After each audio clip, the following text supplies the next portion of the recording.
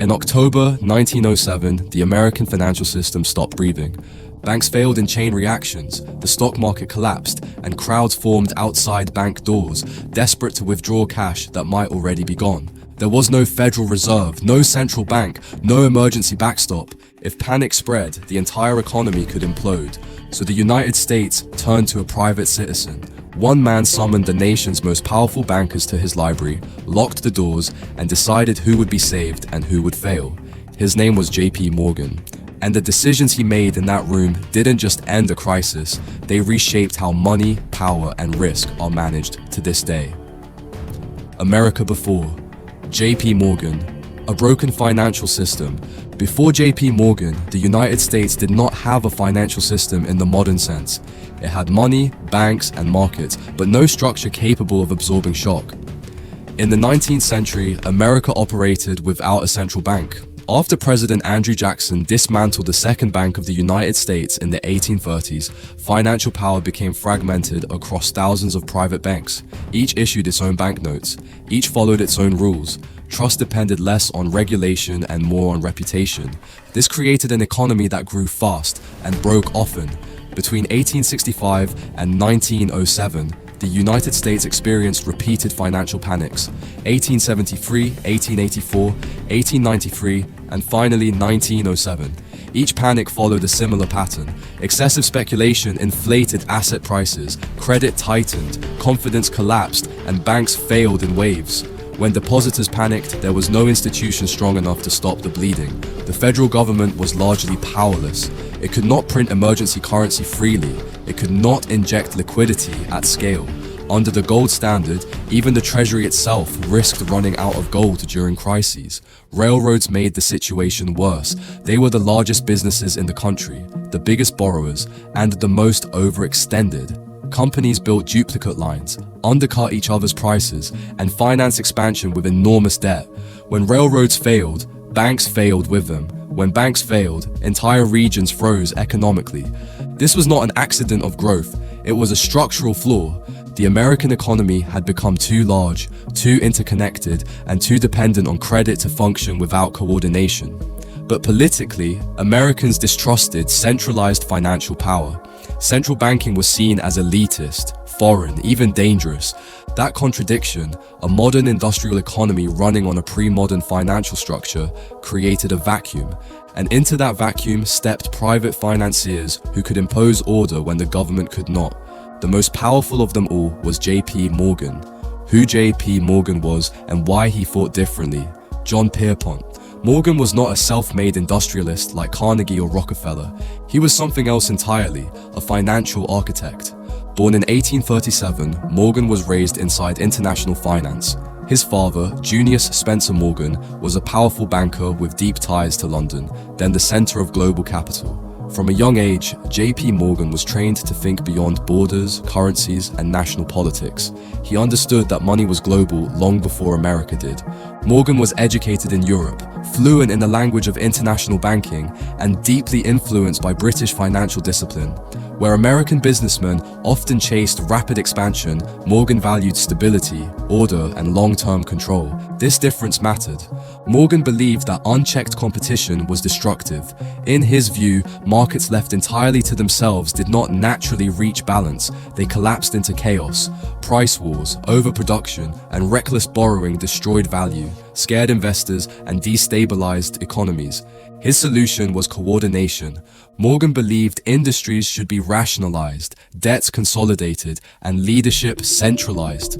Not to eliminate profit, but to preserve it. To him, finance was not about gambling. It was about control, confidence, and continuity. By the late 19th century, Morgan's firm was not simply lending money, it was deciding which companies deserved to survive. When Morgan financed a business, he demanded oversight. He placed trusted executives on boards, imposed accounting standards, and reorganized management structures. This was new. Banks had traditionally been passive lenders. Morgan transformed banking into an active force that shaped how corporations operated. Capital no longer followed industry, industry followed capital. Equally important was Morgan's reputation. At a time when trust was fragile, Morgan's backing became a signal of legitimacy. Investors believed that a company associated with Morgan had been examined, disciplined, and stabilized. That trust was his greatest asset. By the 1890s, J.P. Morgan was no longer just a banker. He was a private stabilizing force inside a fragile national economy, one whose power came not from law or politics, but from confidence. And soon, America would need that confidence more than ever. The railroads. Morgan imposes order on chaos. In the late 19th century, railroads were not just another industry. They were the circulatory system of the American economy. They moved food, coal, steel, people, and information. Every major business depended on them, but the railroad industry was dangerously unstable. Companies built overlapping lines, slashed freight rates to crush competitors, and financed expansion with enormous amounts of debt.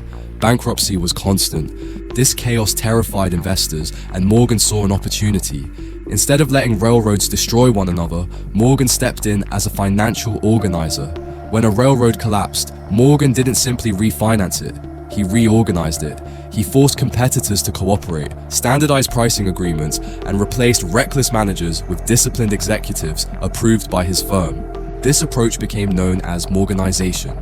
Under Morganization, railroads were consolidated rather than allowed to compete to the death. Debt was restructured, operations were stabilized, and destructive price wars were eliminated. To critics, this looked like cartel behavior. To Morgan, it was economic survival. One of the most famous examples occurred in the 1880s and 1890s, when Morgan intervened in repeated railroad conflicts by forcing rival executives into private negotiations. In one instance, he gathered competing railroad leaders aboard his yacht and refused to let them leave until they agreed to coordinated terms. This was not symbolic. It worked.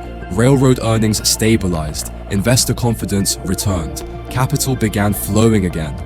For the first time, large-scale industries were being governed not by owners or politicians, but by financiers who understood systemic risk.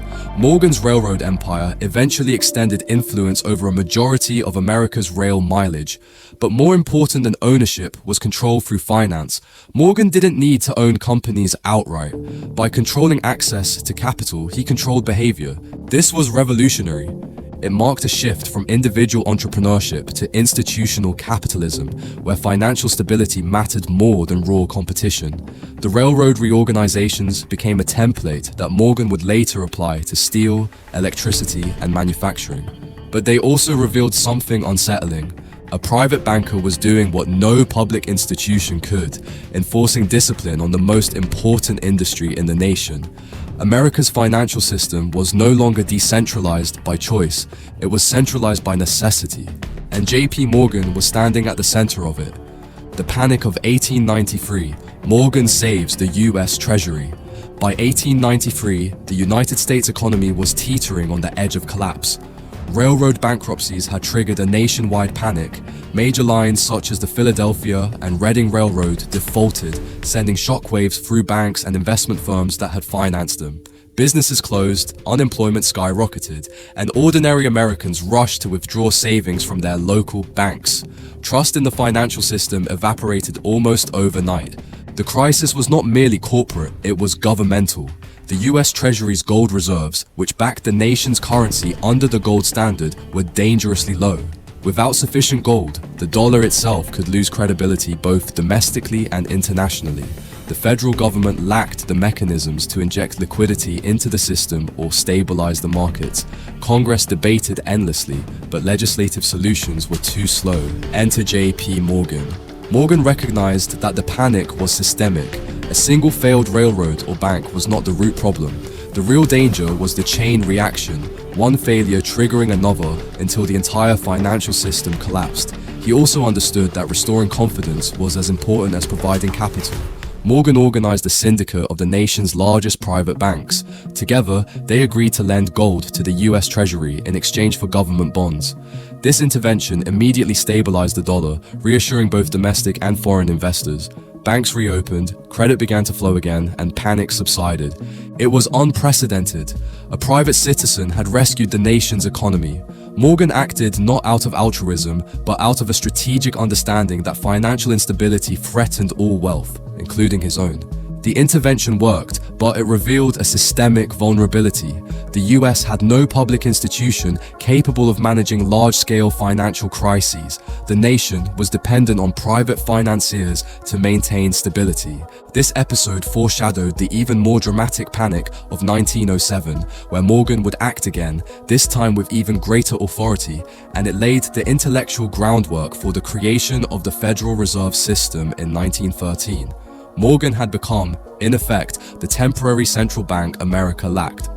Industrial consolidation, General Electric and US Steel. J.P. Morgan's influence extended far beyond railroads and crisis management. By the 1890s, he recognized that stabilizing individual companies was not enough. The entire industrial landscape needed restructuring. One of his first major moves was in the emerging electric industry.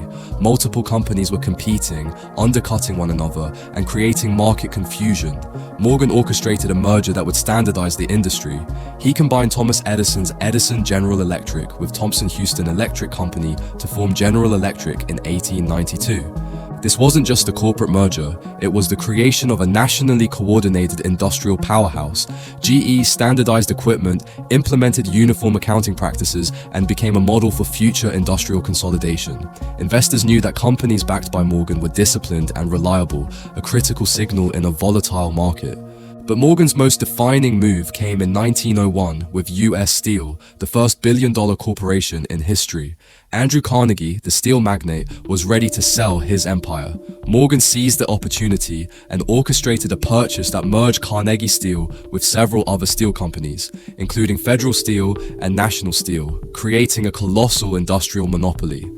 US Steel controlled production, prices, and distribution on an unprecedented scale. It wasn't simply a large company, it was a template for modern corporate America. The merger centralized decision-making, reduced destructive competition, and allowed for long-term planning and investment. Critics accused Morgan of creating monopolies and concentrating too much power in private hands. Yet from Morgan's perspective, consolidation was a solution to systemic instability. Fragmented industries led to price wars, bankruptcies, and financial panics. By organizing these companies under a single disciplined structure, Morgan imposed order on chaos. These mergers also demonstrated a new kind of banking power. Financiers were no longer passive lenders. They were active architects of industry, capable of shaping entire sectors of the economy. Morgan didn't just provide capital, he dictated corporate strategy, leadership, and financial oversight. Through GE, US Steel, and other consolidations, Morgan transformed the American economy. Industries became coordinated, markets stabilized, and investors gained confidence. Yet this concentration of power also raised an urgent question. Should private financiers wield so much influence over the nation's wealth? Morgan had built more than companies. He had built the framework of modern corporate finance, showing that private capital could dictate the rules of economic stability in a rapidly industrializing nation. The Panic of 1907, Morgan as America's central banker. October 1907, panic swept across the United States like wildfire. Banks were collapsing. Brokerage houses that had been pillars of finance for decades failed overnight. Stock prices plummeted, sometimes by double digits in a single day. Ordinary Americans, fearing for their savings, rushed to withdraw deposits, creating scenes of chaos outside banks. The economy was teetering on the brink, and there was no safety net, no Federal Reserve, no central bank, no government agency with the authority or resources to stabilize the system. Into this vacuum stepped J.P. Morgan, the nation's most powerful private banker. Morgan understood the magnitude of the threat. A chain reaction of failures could paralyze commerce for months or even years. But rather than panic, he acted decisively. He summoned the country's most influential bankers to his private library in New York. To ensure their full attention, he locked the doors. No distractions, no interruptions. Their mission was clear: stabilize the economy before it disintegrated. Morgan personally examined the balance sheets of struggling banks, assessed the obligations of collapsing trusts, and reviewed the flow of capital across critical industries. He then dictated which institutions would receive emergency funding, which needed restructuring, and which could fail without threatening the system. His word was final. By necessity, Morgan became the central bank America did not yet have. The scale of his intervention was extraordinary. Morgan coordinated tens of millions of dollars in private capital, much from his own firm and from other banks, to inject liquidity where it was most needed. Within days, confidence began to return. Depositors calmed, banks reopened, and the New York Stock Exchange stopped its free fall. Morgan's actions were not merely financial, they were symbolic. The nation witnessed the power of a single private citizen to shape the entire economy. Newspapers celebrated him as the most powerful banker in the world, while critics warned of the dangers of concentrated financial authority. Yet for Morgan, it was a matter of survival. Panic, he believed, was a disease. Capital and coordination were the cure. The panic of 1907 left two indelible lessons. First, the United States lacked a permanent mechanism to manage large-scale financial crises. Morgan's intervention demonstrated the need for a central bank, which would be created 6 years later with the Federal Reserve Act of 1913. Second, it revealed the tension at the heart of capitalism. While private initiative could save the economy, it also concentrated extraordinary power in the hands of a few financiers. By the end of the panic, the immediate crisis had passed, but the public's perception of finance had shifted. Morgan was no longer just a banker. He was a guardian of the American financial system, a figure whose authority could stabilize or, if misused, dominate the economy. His decisions during those critical weeks set precedents for corporate oversight, financial intervention, and crisis management that still influence the modern financial system today. Morgan's legacy: finance, power, and the modern system. J.P. Morgan died in 1913, the same year the Federal Reserve was created, a system that institutionalized the very crisis management powers he had wielded personally. Yet his legacy is more than dates and institutions. Morgan reshaped American finance. He transformed banking from a passive lender of money into an active architect of the economy. By coordinating industries, restructuring corporations, and stabilizing markets during panic, he showed that capital could be a force for order rather than chaos, but only in the hands of those who understood its power.